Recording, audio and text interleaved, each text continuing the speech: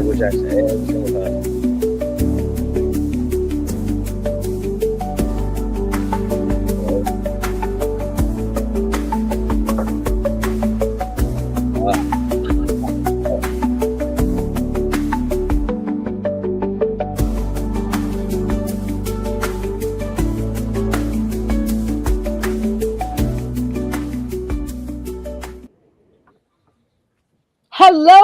Hello, everybody. What's today? Thursday? Happy Thursday. I know it's been a while since you guys seen the both of us together, but it's a good thing because we've been doing a lot of behind the scenes stuff. And A lot. those of y'all who know. So it's been a lot of activity and movement and progression and elevation and all those words happening behind the scenes. So thank you guys so much for joining. For those of you who are new, my name is Letitia Campbell. Okay. And I got my co-host Miyoko Taylor, and we I are can both. introduce myself. God, And I'm Miyoko Taylor. No, I'm kidding. I'm Miyoko Taylor, everybody. Leadership and personal brand strategist. Yes, and we're both the founders of Your Brand, Your Breakthrough. And Yes. I will have to say, Miyoko, that this year, the brand is it's just moving along. It's just Yeah, I see you got a little glow. yes, it's just moving along. It's just moving. And normally that doesn't happen with a lot of different businesses where people are seeing they're coming into the year in the green, right? A lot of times it does not happen, but it's happening over here with Your Brand, Your Breakthrough. I think a big part of that is clarity, though. Clarity is key in everything. It's one of the things that we're talking about in our 5-day challenge that's coming out next week.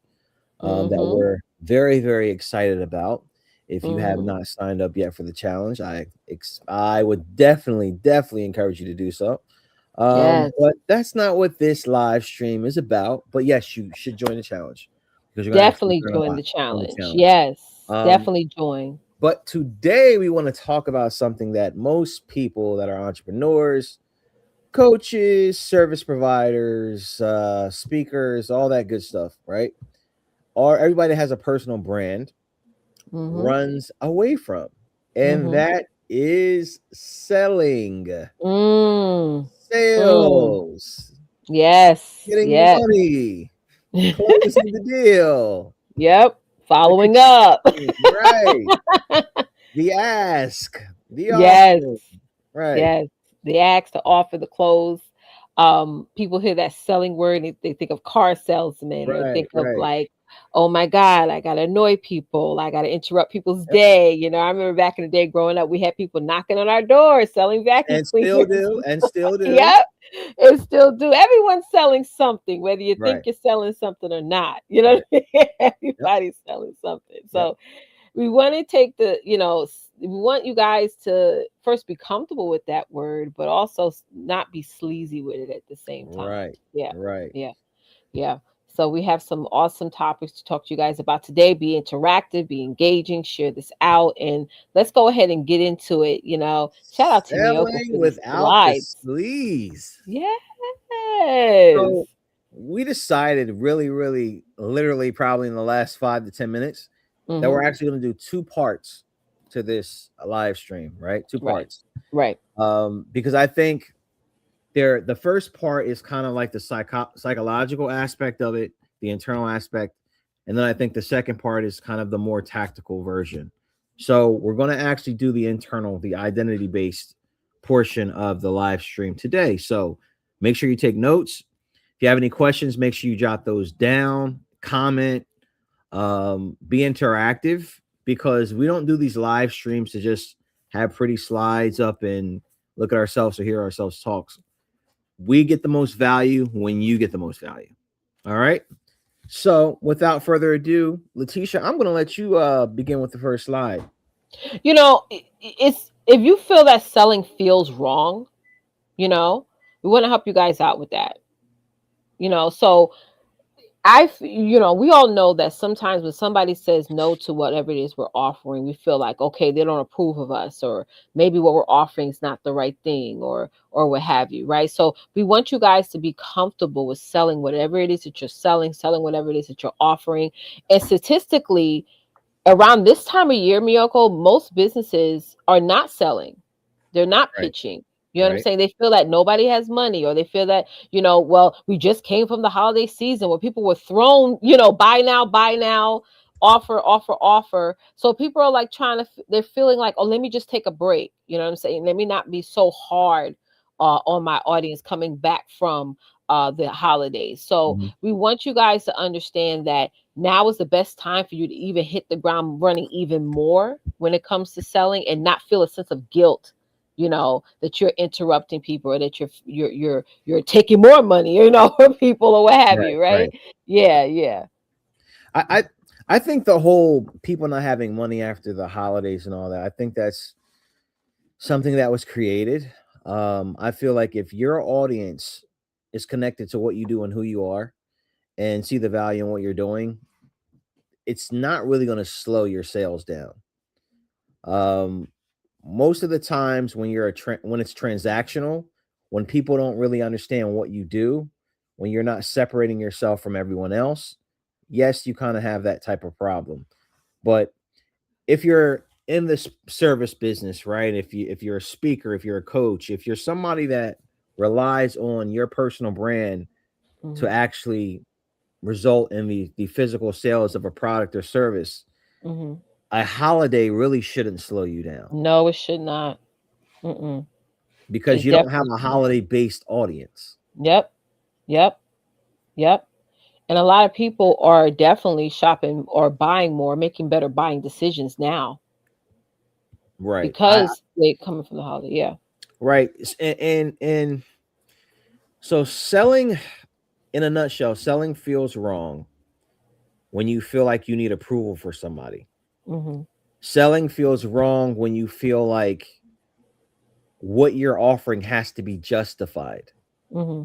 Selling feels wrong when you feel like what you're offering is it's maybe somebody needs it, maybe somebody doesn't need it. There's Hmm. uncertainty, there's confusion there. Hmm. And selling feels wrong when you don't believe in what you're offering. That's right. You We're got to going to get believe. into a little bit of that. Yes, we are. And I'm going to add to that, selling sometimes feels wrong. And I think you said this already, but when you're not clear, you know? So Right. people don't hate selling. Guys, people have been selling things way before we were all even born. I Right. mean, that's just part of our history. That's just part of everything, Hmm. you Hmm. know? So we don't want you guys to hate, like Miyoko said, we don't want you guys to hate how, they hate how they feel when they're unsure on their value, Right. Right. right? If you're not sure about the value of what you're offering, number one, you're not going to, sell at all, or you're going to undersell. You're going to undervalue. And I shared this the other day with Miyoko. I did something back in June that was very stupid, where you undervalue it and you have this sense of desperation, right? And Hmm. most people Right. have it. So when you're going to end up hating selling, you're going to hate hating pitching, because you're going to get all the wrong people. You're going to get all the wrong attention, right? So that has to be clear. Yeah. Right. And it's like I said when we first started this, it's more of an internal thing, right? Mhm. I don't hate selling. Mhm. I Most people don't hate selling. They hate the Right. feeling. They Yeah. hate how they feel when they do it. And the Mhm. reason why they hate how they feel when they do it is they don't really understand what selling is, Mhm. and they don't believe enough in themselves and the service that they're providing. Mhm. This is what we want everybody to get away from. Once you believe Right. in what you're providing, once you know the value in what you're offering, and once you understand what selling actually is, and you understand that everybody is selling themselves in some way, shape, or form every single day, Every single then you day. look at selling different. Today, Mhm. I want you to look at that word from a different perspective from now on for the rest of your life. That's I, right. That's and I'll right. give you a perfect example. As kids, like I have a 5-year old, right? My daughter does not know what rejection is. Mm. Just does not have a concept of rejection. Mhm. So it's just like, Dad, can I have some ice cream? No, you can't have any ice cream. Well, why not, Dad? Why can't I have any ice cream? Right. Because you haven't eaten your lunch or you haven't had any dinner yet. So you can't Yeah. have your dessert first. Yeah. Okay, so Dad, so if I can't have ice cream now, do you see what's happening? If I can't have Mhm. ice cream now, I heard can her I do it. have ice cream later? Then I'm like, maybe. Well, don't you want me to have ice cream? Mhm. And then I'm stumped. I'm like, well, Mhm. not before dinner. Then she's Right. like, So you're okay, so negotiating. I can have some ice cream after dinner, right, Dad? Ye- Yes. And then eventually I'm like, sure, you can have some ice cream after dinner. Yeah. Rejection, it did. She believed that she should have the ice cream, right? She Uh-huh. believes in the value of the ice cream, Right. Right. right? Right. So she sold me on the idea, right? Mm-hmm. She sold me on the idea that she should have ice cream, and I would feel I would feel better for giving her the ice For cream. giving her the ice cream. So Wow. I That's feel like an awesome dad because yeah, she did what she ate her vegetables and all that, and I'm gonna reward her with some ice cream. yes. And I want All to right. add to that is that repetition, right? Am I echoing? Absolutely. Consistent. Yeah. It's that repetition, and that's where the follow-up coming in. Like she followed up with you like 50 times in like maybe 2 minutes, right? But Right. people sometimes avoid the selling because they know that the close doesn't happen at the first interaction. Right. It Right. sometimes takes multiple touches of text messaging, inboxing, emailing, phone calling, all those repetitive things that you have to do in order to close someone. And a lot of times people quit or get tired or get overwhelmed or get fear or nervous or whatever from the second time they reached out to somebody. So Right. it's that aspect of you have to be committed to the goal, the end goal of saying, you Mhm. know what, I'm gonna reach out to this person multiple times, okay, at least until either I get an answer or I see some type of movement. Mhm. People don't get to that point. Some of you guys maybe last year didn't even get to that point of even seeing some type of movement. You're That's automatically assuming that, oh, this is the third time I connected with the person and didn't say anything, so they're not interested. No, until they tell you, listen, I am not interested. Even when that comes, right. you put them on a list to say, okay, I'm going to create something else for them that's maybe Right. more of a tail it down while I'm still focusing on reaching out to everyone else on my contact list. So Right. that's another thing. Yeah. Before we move on to the next slide, I just want Sure. to make a very important point. Mm-hmm. Now, I know they say you gotta break. It's like after the sixth or the seventh attempt that people Mm-hmm. buy, right? Mm-hmm. When you're really dialed in and you know your Mm-hmm. audience, Mm-hmm. their no is not really a no. See, there's No. different types of no's. Mm-hmm. So there's a nose when you're throwing everything at the dartboard to see what sticks, right? You have Mm-hmm. no idea who your audience is, so you're just putting your product and service out to everybody.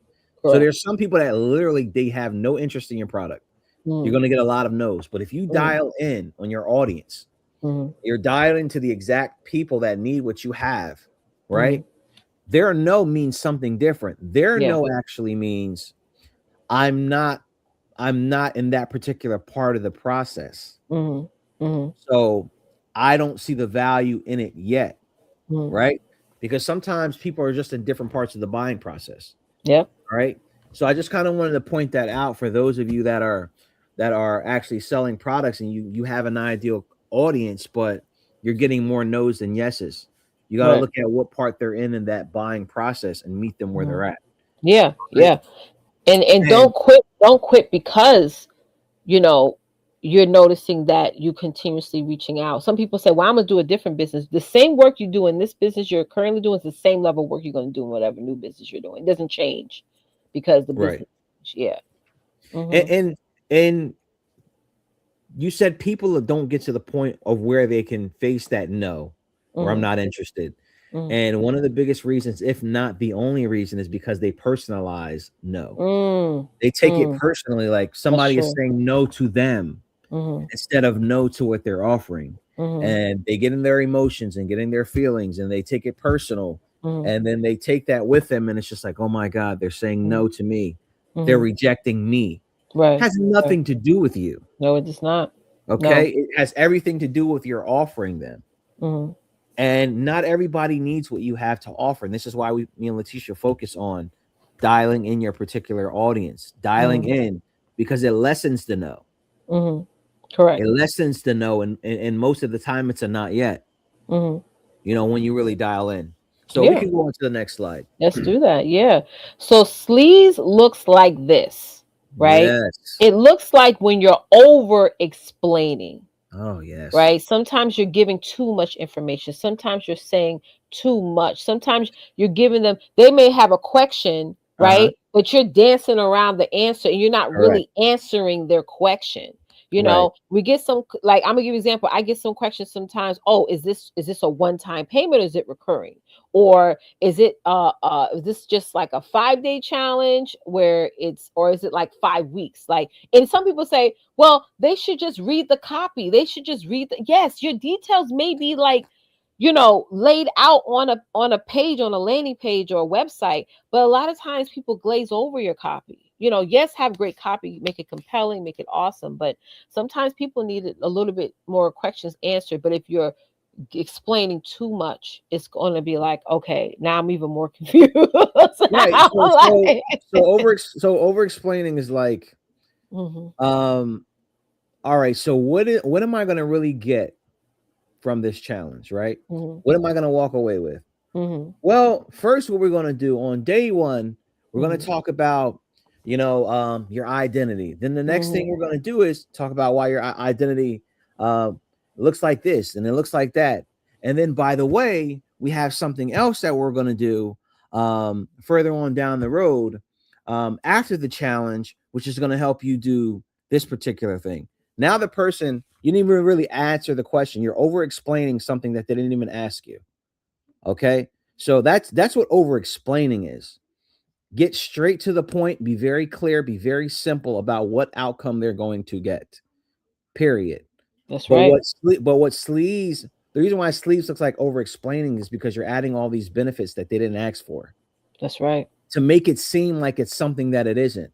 Right. Right. You're Right. getting too technical. Right. How Mhm, many times how many times have you purchased a program, right? Or mhm. invested in a service, and they supposed to had all these benefits and they made you all these promises and they over explained everything Everything. to where you were so overwhelmed, and Mhm, then you purchased this product and it didn't deliver on anything.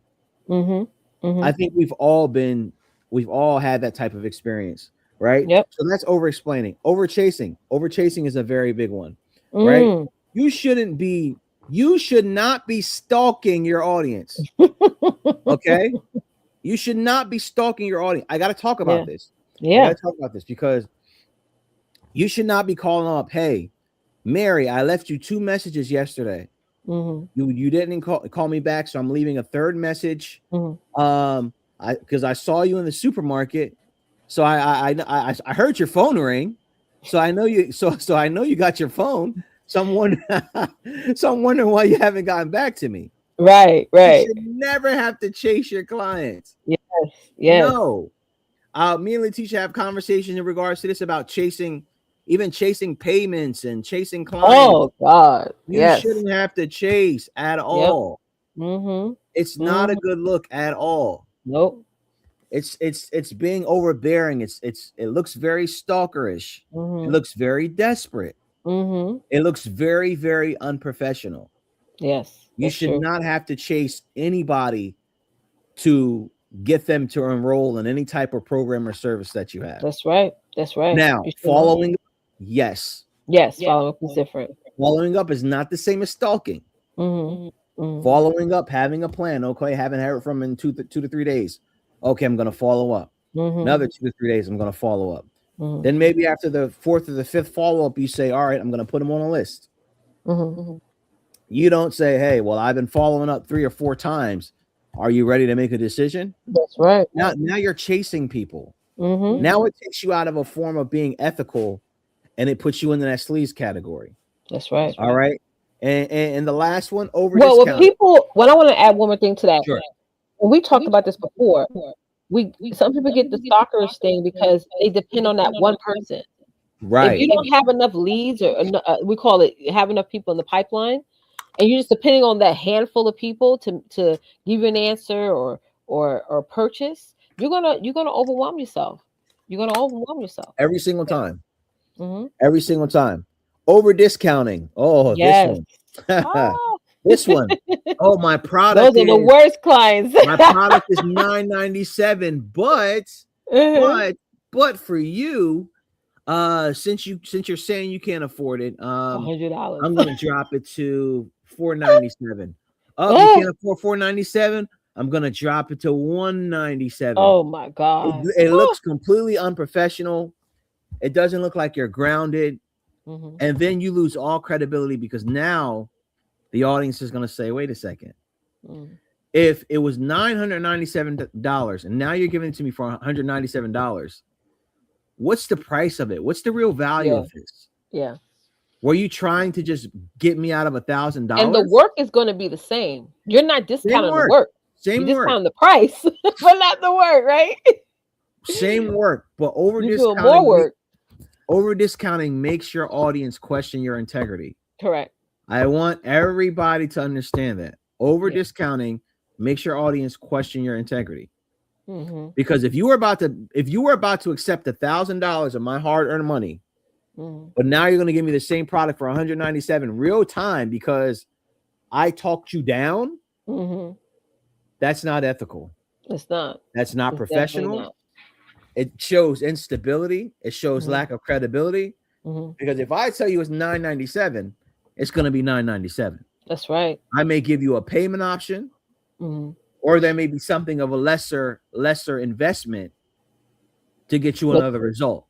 Right, but without you should not be over discounting. You should not be doing that. I want everybody to understand that it's not a sales problem; it's a certainty problem.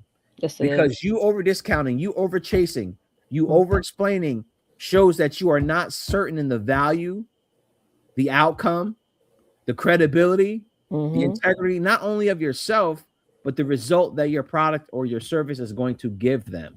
That's right. This is a very important slide. So I hope everybody is really looking at this particular slide. All of them are important, but this one is very, very important. It is. It is. And it's, you're doing all that, and you're also, not realizing, like I said before, the level of work and touch is going to be the same because most of us do over deliver, and then you're going to end up resenting your business by being an over discounter. You're going to get the wrong type of people, and that lowers the reputation of your brand too, because we thrive off of testimonials and case studies and all those things that gets us out there to a more broader audience. So let's go over to the last slide, guys. The lie. Listen, we could have stayed on this slide and did the whole live stream. Yeah. A lie. Selling was taught as convincing. Yes. Listen, I started out in the insurance industry, so I had to memorize this 31-page. I'm not exaggerating. This 31-page script. Yep. It was 31 pages. It took me 2 weeks to memorize. Yep. And all of it was built around trying to convince them to buy. I remember this. It's funny. It's funny. I remember this till this day. It's a tactic that they taught me. Right? When somebody says they're not interested, I was supposed to respond and say, okay, that's great. But you know what? Here's what I'm going to do. I'm going to give your check back to you. Right? Give me your check. I'm going to give your check back to you. So this check represents your opportunity to actually insure your family. Right? When I walk out of here, you're looking at opportunity. So you can either hand me the opportunity and I can do the plan, or you can pull the opportunity back and put it in your wallet. And then I'm going out of this door. Either way, it makes no difference to me. Right? And they turn around and they say, oh, well, you know what? Okay, yeah, I'll get the policy. It was a trick. It was psychology, right? Right. But I literally was convincing them of something. Just in a very sleazy way, to be honest. Yeah. A very sleazy way. So we're taught that we have to force, or we have to convince somebody to buy what it is we're offering. Let me tell you something. If I want a bag of Doritos, ain't nobody gonna convince me to go to the grocery store to get no bag of Doritos. You're just gonna go get it. If I want a slice of pizza, if I want a pair of sneakers, you want another car. Yeah. Anything you want. People don't really have to convince you. You already have a desire for it. Yep. Right? Now, the only thing when it comes to selling in this particular aspect is some people may not know what they need. They understand the problem that they have, Now it's your job to articulate What it articulate is. that and Yeah. expose that and make that clear. That has nothing to do with convincing. Yep. Selling, the majority of selling is going to be clarity. We're going to Mm-hmm. use that word so often when you talk to us. Yeah. Clarity. Yeah. When your audience is clear that you understand the problem better than they do, Mm-hmm. when they're clear that you actually relate to them, when they're clear that you're credible, when they're clear that you're sure of who you are and what you believe and why you sell what you sell, what you Yep. provide what you provide, there's no convincing needed. None at All all. right, now if they're saying, you know what, I'm unsure, this sounds good but I'm unsure, you still don't have to convince them. There's a lack of Mm-mm. clarity there. There. Yeah. People don't buy when they're confused or unclear. Mm-mm. Mm-mm. All right, so you're trying to convince an unclear person to buy a product. Now you Right. may be good at doing that, but you know what's going to happen? The moment you leave, the moment that interaction stops, Mm-hmm. they're going to cancel their product. Mm-hmm. They may give you a bad review. Mm-hmm. They may not answer your calls at all That's right. because you did not make them feel safe. Mm-hmm. Convincing is not safe. You are Mm-hmm. forcing somebody to make a decision that they're unsure about Yeah. instead of giving them more clarity so they feel safe enough Mm-hmm. to make the decision. Right. And supported. What works for me, especially the last 10 or 12 people that joined our challenge Mhm. recently, was I focused on educating. You know, I was focused on just educating. When I was doing my follow up and still doing follow up today, it's just when there's questions that come up, educating them to be totally fully certain that the challenge is what they need or whatever offer it is that I'm offering. I find that a lot of people have like a little sense of an ego. I shared this with New York before, where it'd be like, well, what do you do? Like, oh, Google me. People feel like they don't have to just educate and just take a moment to Right. just not, because I know how it feels to have a sense of that urgency or sense of like anxiousness to say I want to just close this person, when you Mhm. just got to calm down and say just answer their question, or just, yes, you may have sent them the link, multiple times, but send it again. Or sometimes people are not fully clear. So clarity, education helps with the clarity. When Right. you're just simply just saying, well, in this scenario, this works out for you because of this, and this is what we do in the challenge is going to help that. I'm just using the challenge as an example, but that's the route that has helped me a lot when it comes to closing people. Right. So, Hmm. but it goes back. All you're doing is making them clear. Clear. Yep. There is something that is not clear to them, and you are educating them to Hmm. where they're clear Yep. enough to feel safe enough to Safe. make a decision. Hmm. This Hmm. is selling. Hmm. Even teachers are selling. They open their textbooks and they're just Right. selling you into the, social studies and English. Selling I is mean, about, I'm telling you, selling is yeah. about making people feel safe enough Hmm. and confident enough to make a decision That part. to invest in your product or your Hmm. service. That is Hmm. selling. That's And it. it doesn't start with getting on the phone. Hmm. It starts with how you represent yourself in your content, Hmm. um, in your content, in your materials, everything. Hmm. Your overall approach. That's when everything starts. There's a selling cycle. That's a whole different training, totally No, different. good. That's some behind the But scenes we got to show. but selling was taught as convincing, and that's not how Right. you sell. Right. When people feel safe enough and clear enough and Hmm. confident enough to make a decision, they will. They will make it. It is your job to make them feel safe enough, That's right. not to That's right. convince them, because convincing is not going to do it. Mm. Convincing Sometimes feels forced. they still have questions. They're still confused. They still, you know what I mean? But Right. it's you can't, like you said, you can't have an emotional attachment to this.